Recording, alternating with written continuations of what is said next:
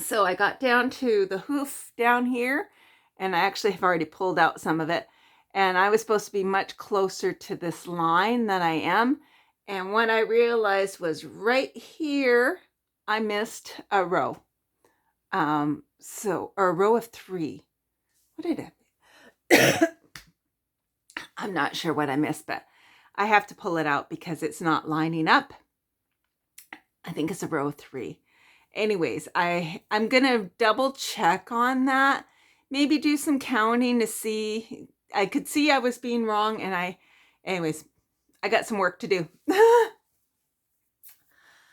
So, this will be a short one. So yesterday, I went to the bank. So the issue with the bank was last week I bought some investment things with the money from my house sale, but I couldn't see them online. Now, this is a PSA, and I'm sure everybody already knows this. When you go to your phone, when you go to the bank on your phone versus on the computer, they're 2 different things. I kind of knew this already, and I don't know why I never went to the computer. Anyways, they're all there. It's just not visible on the phone. It's only visible on the computer.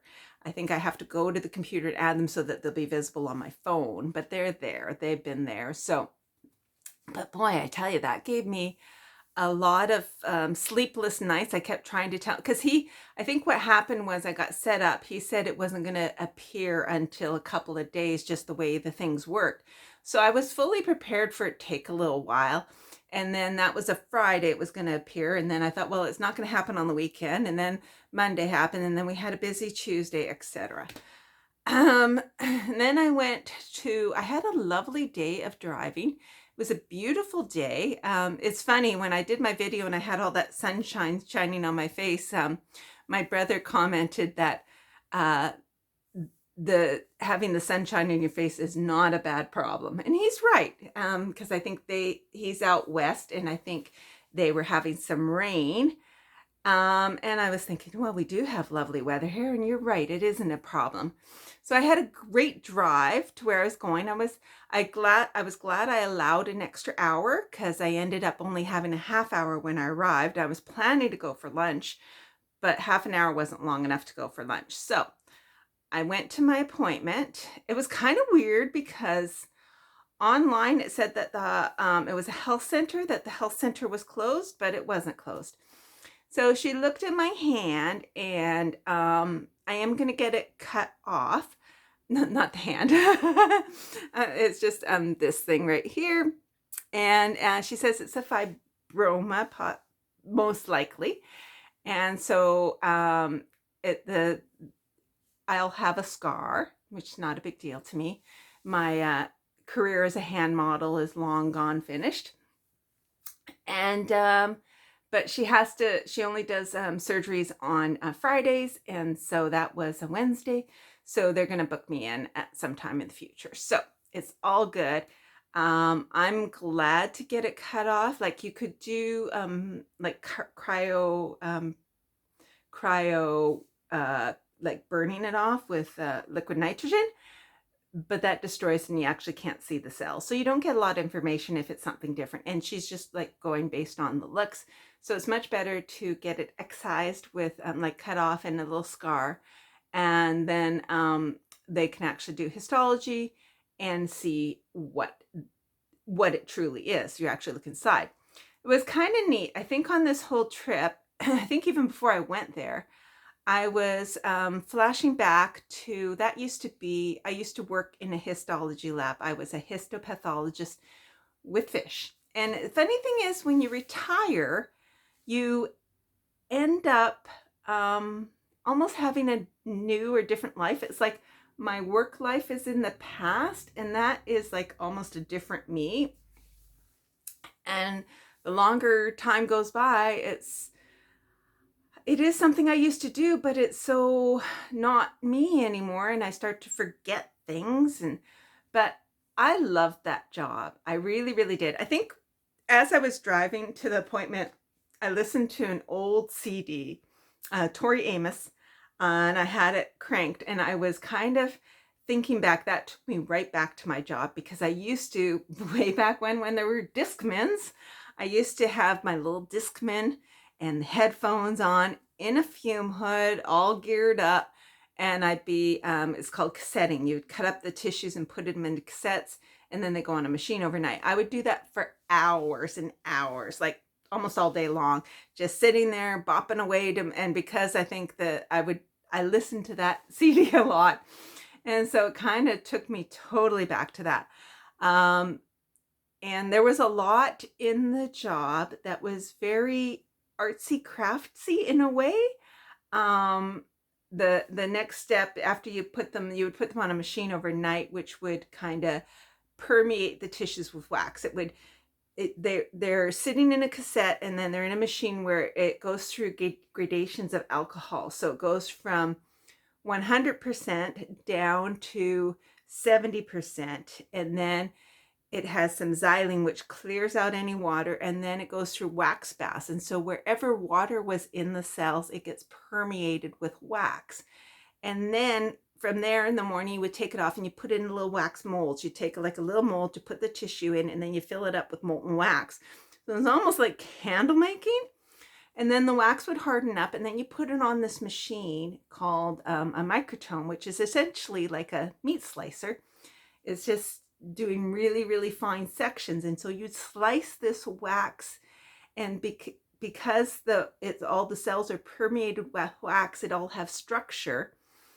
And you'd get a 5-micron slice of tissue. You'd float it on a water bath just to be able to pick it up on a slide. And then you'd go through the staining process, which is sort of the reverse of when you permeated with wax. Now you melt the wax away, and you'll have holes, and that is where the dye will take up where the water, and you rehydrate it. And so you do go through, you do xylene to melt the wax away, and then you do gradations of alcohol to bring the water back in, and then you dye it. So now all the tissue gets permeated with the dye. It depends on the cells, whether they're basophilic or eosinophilic, whether they get dyed pink or dyed purple, and you get the contrast to be able to actually see the cell structure. It was so cool to go from something physical. So it's like with my hand, that they'll do the exact same process, and they'll cut off the tiny tissue, and they'll include healthy tissue around, because they have to see where it goes. They want to actually see that when they're looking through the microscope, to see the healthy cells, and it's called the margins, where you actually see whatever is growing there. So it was really, I never worked in human medicine. I only worked in fish medicine, but all of that kind of took me back to what I used to do, who I used to be, because now I'm not, it's not that I'm not that person anymore. It's just that it's almost like a different lifetime ago. And I'm very grateful that I had that job.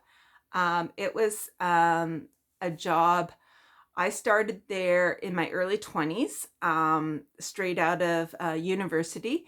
And as a student, I actually had a summer job, and then they kept me on and worked there for 30 plus years, and was able to retire early. I would have probably stayed there for much longer, but life changed when I met John, and we saw our future out on the East Coast. So it all changed, and I never would have foreseen where I am now. I never would have foreseen my love of cross stitching. I think my precision and detail, I got good eyesight, I got good hands, that both assisted me in my job working on a microscope. Everyone always said, oh, I don't know how you can be on a microscope so much.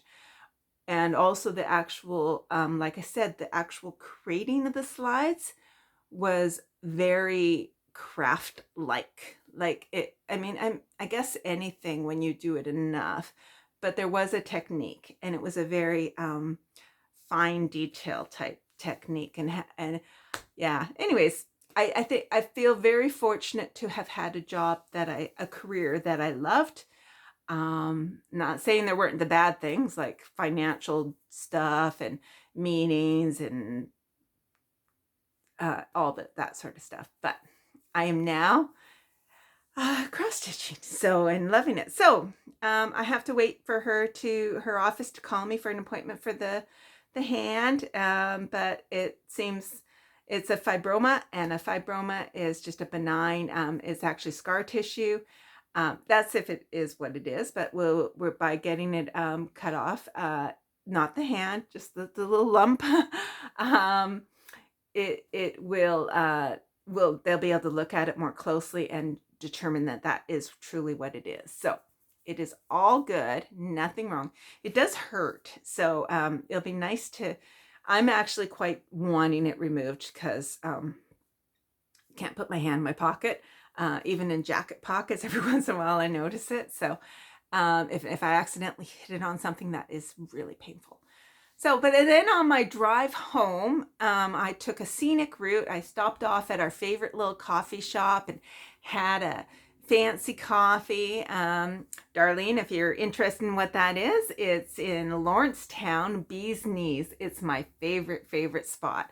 I had, it's expensive though. It's very expensive, but it is, on the flip side, is actually worth it. It's as a treat. So I enjoyed my little time at Bee's Knees, and then I bopped over to the 201 and took that. It's a slower route. So there's a main highway, then I was on the old highway, which is a bit slower. Then I went on one of the sub highways, so it's even slower. So I took a leisurely drive home. I think it's about an hour. It was an hour going out there. It was almost 3 hours going home. So, but I did stop at places. So, and ended up, because you time it by ferries, I got into Digby, and I was 10 minutes off for making the ferry. So you can't make up that time on the neck. So I'm like, okay, well, I got time now. So then I went and did a little grocery shop, and then I was chatting with my husband on the phone, and he said there's some big rain coming. And I had noticed after I'd gone in the coffee shop, it came out and was like a little wet because it had been a gorgeous sunny day. Now it was a little wet outside, and it was just sort of drizzly. And he says there's some big rain coming, so you want to allow lots of time to get to the ferry. So I'm glad, and I had lots of time. So I think I allowed an extra 15-20 minutes. So plenty of time for a 40 minute drive, 30 to 40 minute drive. I had extra time. And so I'm driving along, and you really take the warnings on the rain here seriously. And so there was a point where it's full on windshield wipers, it's torrential rains, but then I drove through that. But I was really glad to have the extra time. I was calm, I didn't need to rush, and I just drove to the conditions, got to the ferry. I was like, I had still 10-15 minutes, and it was fine. The cars that arrived after me, I knew that their drive probably wasn't quite as relaxing.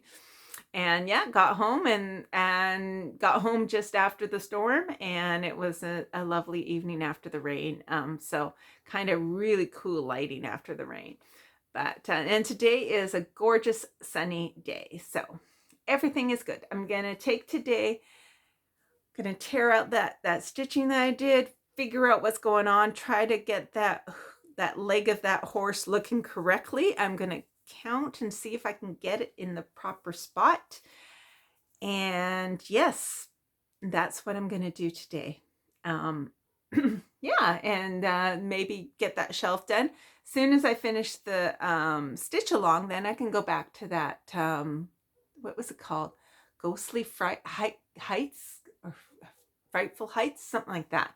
The one that I was working at, the Just Cross Stitch magazine. I haven't worked on that. So that is it. I slept super well last night, and that's the other thing I always say: after a night of not sleeping well, your next night you sleep so well. So I think I slept close to 12 hours. I think it was crazy. I slept on all of duty down on the couch, and then I got up this morning. When my husband gets up, he gets up early. I move up to our bed, and I slept on the bed for an extra 3 hours. I thought I was only going to sleep an hour, so I woke up at 9. I probably went to bed around, no, I went to bed at midnight, so it was only 9 hours of sleep. It's just not. Anyways, it's all good. So I shall see you tomorrow. I'm not quite sure how the schedule tomorrow is going because I'm going to start my cat sitting tonight. So we'll see. We'll see how it goes. And we're planning on maybe going on another road trip tomorrow to look more at chairs. We're going to go down to Yarmouth to look at chairs. So I'm not sure what's up on the scheduling. So we shall see. Anyways, I shall let you go and I will see you sometime tomorrow. Not sure when, but that's the way it goes. So take care, everybody, and happy stitching. Talk to you tomorrow. Bye.